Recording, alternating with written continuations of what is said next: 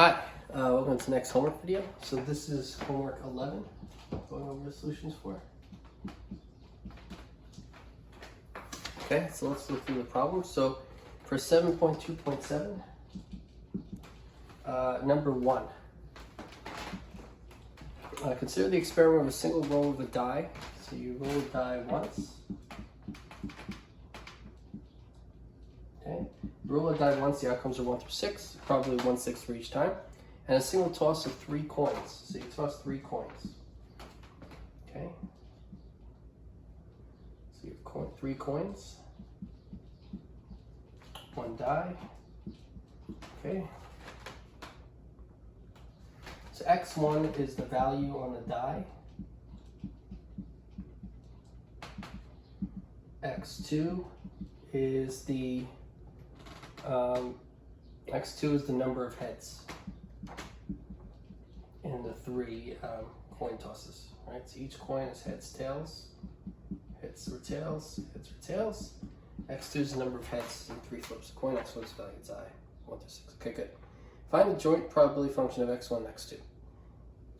Okay, well, so let's notice the fact that x1 and x2 are independent events, right? That's because the rolling a die and counting the number of heads of 3 coin flips, they're independent events. They're 2 separate experiments that are not dependent on the outcome of the other experiment, right? So they're independent experiments. So that means a little f of x1 comma x2, the joint probability function of x1 x2 is equal to f sub 1 of x1 times f sub 2 of x2. And so that's equal to okay, and so then that's equal to, well, the probability of any type of roll on the die is 1/6, and the probability, well, right, so what is, okay, so let's find each PDF. Let's find f sub 1 of x1. That's equal to 1/6, let me erase that. F sub 1 of x1 is 1/6 for all values of x1, so x1, 1, 2, 3, 4, 5, or 6, or the probability of rolling any of the 6 numbers is 1/6. Now f sub 2 of x2 is a little bit more complicated, right? F sub 2 of x2 is the probability of a certain number of heads from 3 coin flips. So if you flip a coin 3 times, right, the possibility, there's 8 possibilities. You get heads, heads, heads. You get heads, heads, tails, heads, tails, heads, heads, tails, tails, tails, heads, heads, tails, heads, tails, tails, tails, heads, tails, tails, tails. So there are 8 simple outcomes for this experiment. And then you want to count the number of heads each time. So for heads, heads, heads, there's 3. For heads, heads, tails, there's 2. There's 2 here. There's 1 here. There's 2 here. There's 1 here. There's 1 here. And there's 0 here. So that's counting the number of heads for each of all the ways you could flip a coin 3 times and record heads or tails each time, right? So 3, 2, 2, 1, 2, 1, 1, 0. So f sub 2 of x, and the probability of each of these is 1/8, right? Because there's 8 of them and they're each equally likely 1/8. So probably this is 1/8, and probably that is 1/8, probably that is 1/8, probably that is 1/8, and so on. So the rule 1/8 chance of happening, right? Each of those has a 1/8 chance of happening. And so f sub 2 of x2, right? Well, what is the probability of getting 3 heads? It's the probability of getting 0 heads. It's 1/8, right? Just all tails. And so the probability that x2 is equal, so there's a 1/8 probability if x2 is equal to 0, right? The probability of 0 heads is 1/8. Now the probability of 1 head is 1, 2, 3, 3/8. So there's a 3/8 probability if x2 is equal to 1. If x2 is equal to 2 heads, there's 1, 2, 3 ways that could happen. They're each 1/8 chance. There's a total of 3/8 probability for 2 heads. So I'm going to include 2 here. So if x2 is 1 or 2, the probability is 3/8. Now when x2 is 3, there's a 1/8 chance. And so this is, I'm adding a 3 there. So that means f sub 2 of x2 is equal to 1/8 if x2 is 0 or 3, and 3/8 if x2 is 1 or 2. That means the probability of getting no heads in 3 coin flips is 1/8, and the probability of 3 heads is 1/8. The probability of 1 head is 3/8, and the probability of 2 heads is 3/8. Okay, so that's f sub 2 of x2. And so to find the joint probability function of x1 and x2, it's f sub 1 of x1 times f sub 2 of x2. And the value that'll be different depending on the values of x2. So this is always 1/6. So this is 1/6 times this, which is 1/8 for those values of x2. But this is equal to 1/48 if x1 is anywhere between 1 and 6 and x2 is 0 or 3. Okay? So f of x1 comma x2 is equal to 1/48 if x1 is any value from 1 to 6 inclusive, and x2 is 0 or 3. And the f of x1 comma x2 is equal to this times this, which is equal to 1/6 times 3/8, which is equal to 3/48. If x1 is between 1 and 6 inclusive, and x2 is 1 or 2. Okay? So if x2 is 1 or 2 and x1 is anything from 1 to 6 inclusive, then f of x1 comma x2 is 3/48. Okay, so there's 12 different outcomes, simple outcomes, where you get 3/48, so you get to 36/48, and then there's 12 ways this can happen. There's 12/48 plus 36/48. You get 1 as a total probability, which is what you want. And so this is the joint probability function of x1 and x2, this. And so we're done with number 1 here. Okay, so we finished answering number 1. We found the joint probability function of x1 and x2.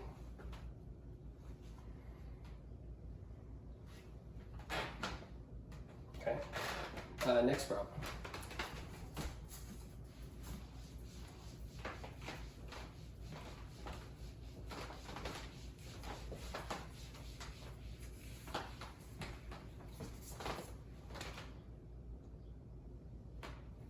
Okay, so next, let's make sure we have at least one problem for the next section. 7.3.3, number 1. So that problem is suppose that if x1 is the time in hours until failure occurs in computer system 1, then the distribution of x1 is exponential with parameter theta 1 equals 35. So the given is x1 is exponential random variable, and the parameter theta 1 is equal to 35. So that's given to us. Let's also suppose x2 is the time in hours until a failure occurs in computer system 2. Then the distribution of x2 is also exponential. So x2 is exponential with parameter theta 2 equals 24. So now we have x2 is also exponential. If x1 and x2 are independent random variables, what's the joint probability density function of x1 and x2? So also given is that x1 and x2 are independent. Okay, so this is all the given information. x1 is exponential with parameter theta 1 equals 35. Another given, x2 is exponential, parameter theta 2 equals 24. Another given is that x1 and x2 are independent random variables. And so with that given information, that's pretty much to find the answer. What is the joint probability density function of x1 and x2? What we want to find is f of x1 comma x2. Okay, well little f of x1 comma x2 is equal to little f1 of x1 times little f2 of x2. And the reason for that is because x1 and x2 are independent random variables. And so I can say that's equal to that because they're independent. That's equal to, now I need to find f sub 1 of x1 and multiply it by f sub 2 of x2. Now, as a reminder of the exponential PDF, right? If you have the exponential PDF, it's f of x is equal to 1 over theta e to the negative x over theta if x is positive and it's 0 elsewhere. That's for the exponential PDF with parameter theta.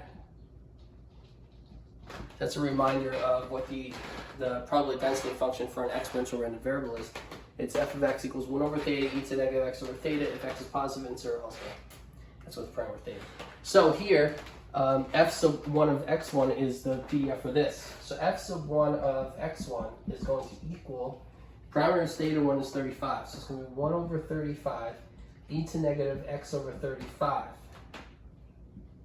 if x1 is positive and 0 elsewhere. Okay? And f sub 2 of x2 is also an exponential random variable, having an exponential PDF with parameter theta 2 equals 24. So this is going to equal 1 over 24 e to negative x over 24 if x2 is positive. So this is x1 here. There's an x1 there. This is x2 there. This is e negative x2 over negative x sub 2 over 24. This is if x2 is positive 0 elsewhere. Okay, so we have the PDF for x1 and x2. So you just multiply them. And so remember, this is only, so the answer here, I'm going to try, okay. If either of these are 0, that's 0, right? So this is going to be 0 elsewhere, but okay, I'll do this last. So this times this, let's say it's this times that, right? 1 over 35 times 1 over 24. So 1 over 35 times 1 over 24. 35 times 24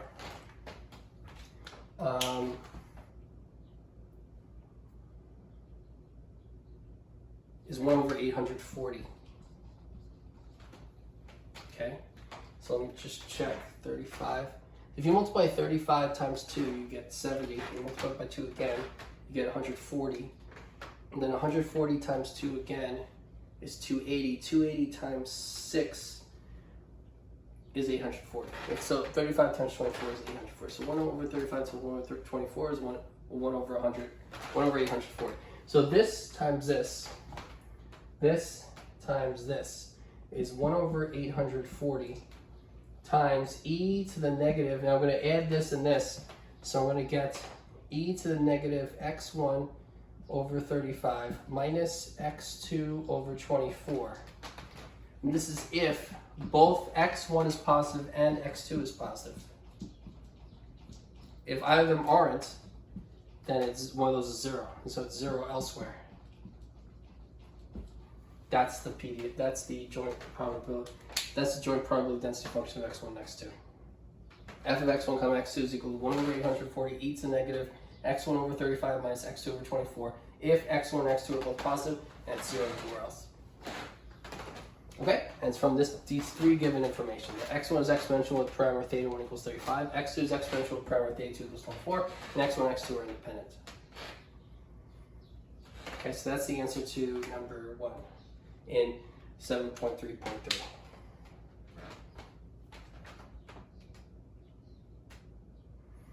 Okay, so let's continue.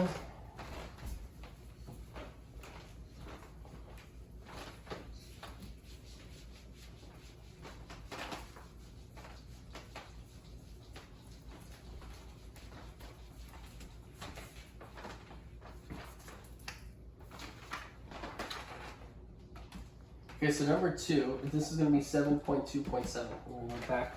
Let's do number 2 in this one.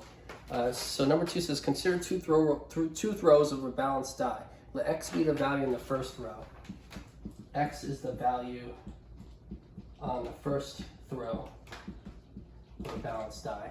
And let y be the absolute value of on the first row minus the value in the second row.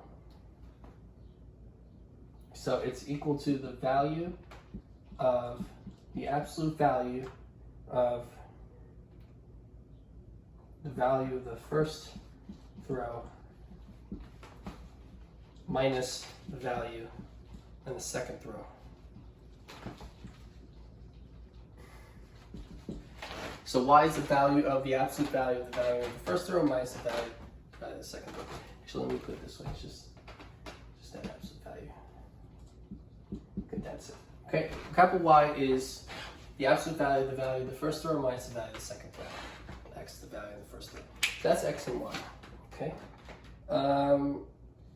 So part A of number 2 is find the joint probability function of X and Y. Find f of X comma Y. Okay, so let's make a little table. And so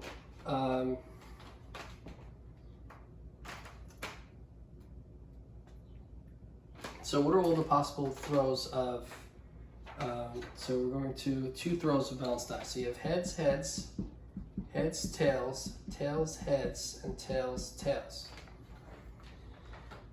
So X is a value in the first throw. So here you have heads, heads, tails, tails for values of X.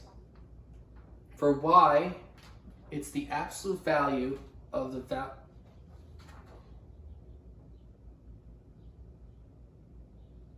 it's a balanced die. Sorry. It's a balanced die. Die. You throw the dice twice. Okay, 1 to 6 each time. Okay, and so X is the value. Let's make this table again. Okay, so you have the possible throws. There's 36 possible throws.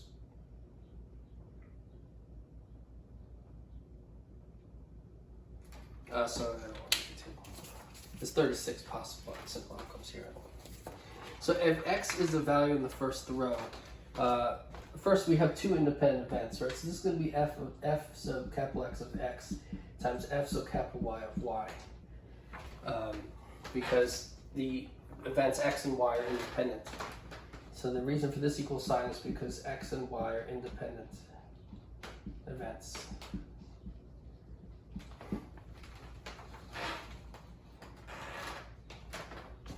Okay.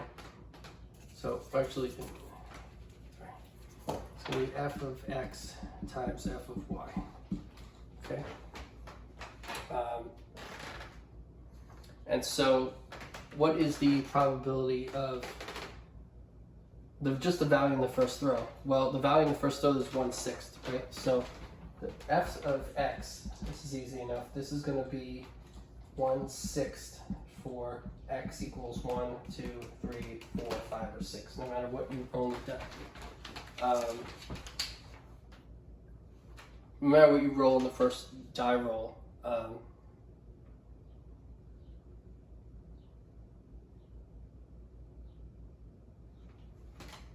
right, it'll be 1/6 probability, 1/6 chance.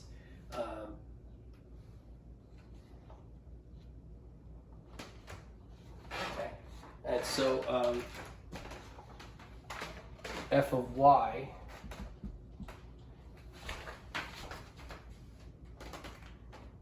I'm going to put sub X here and sub Y here. This is the marginal probability density function of X. It's going to be 1/6 for X from 1 to 6, and then F sub Y of Y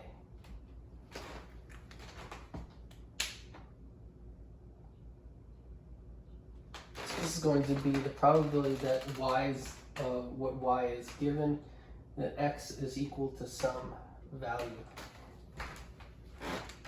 No, this is just F sub Y of Y. Now, the probability of the first throw minus the second throw, you'll have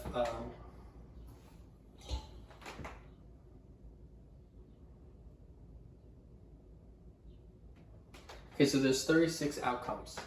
And so let me think of the possible values of Y, right? The smallest absolute value could be 0. So the possible values of Y are 0. The largest it could be is if you had, say, 1 minus 6 or 6 minus 1. So the possible values of Y are 0, 1, 2, 3, 4, 5. Okay? 1 minus 6 or 6 minus 1. 6 minus 6 would be 0, right? Okay, so it's the absolute value, so you can't get negative here. So how could you get a value of 0 if you get the same roll both times? And so it's either 1, 1 to 6, 6. So the 6 ways, 6 out of 36 ways. So 6 over 36 ways, which is 1/6 probability if Y is equal to 0. Okay, if Y is going to equal to, so I did 0 already. Now let's do 5. For 5, so if you do 5, then the possibilities are 6 minus 1 or 1 minus 6. And so there's 2 ways to get that. And so it's 2 out of 36.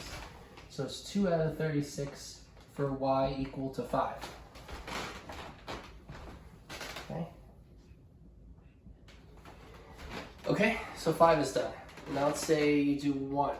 So for 1, you could have you could have 1 minus 2, 2 minus 3, 3 minus 4, 4 minus 5, 5 minus 6. You could have 2 minus 1, 3 minus 2, 4 minus 3, 5 minus 4, and 6 minus 5. So there's 10 out of 36 ways, which is 5/18 if y is 1. Okay, if y is 2, difference has to be 2. And so how many ways can you have a difference of 2? 1 minus 3, 2 minus 4, 3 minus 5, 4 minus 6, and you flip it the other way around. 3 minus 1, 4 minus 2, 5 minus 3, 6 minus 4. So there's 8. That's 8 out of 36, which is equal to 2/9. And that's if y is equal to 2. Now, if y is equal to 4, you're going to get 1 minus 5, 2 minus 6, 5 minus 1, 6 minus 2. There's 4 of them. So it's 4 out of 36. So actually, I'm going to put this, for y equals 5, it was 2 out of 36. If that, I'm going to give myself a room here. This will be y equals 3. This will be y equals 3. This will be y equals 4. For y equals 4, you have, again, you have 4 out of 36, which is 1/9 chance. And I could add them up and subtract from 1, but let's just find for 3, for absolute value of 3, you get 1 minus 4, 2 minus 5, 3 minus 6, 4 minus 1, 5 minus 2, 6 minus 3. So the difference is the absolute value is 3 there. So there's 6 ways that can happen. That's 6 over 36, and that's 1/6. And if I add up everything, it's 2, 6, 12, 20, 30, 36, so I get a total of 1. Okay, so that is now f sub y of y. Okay.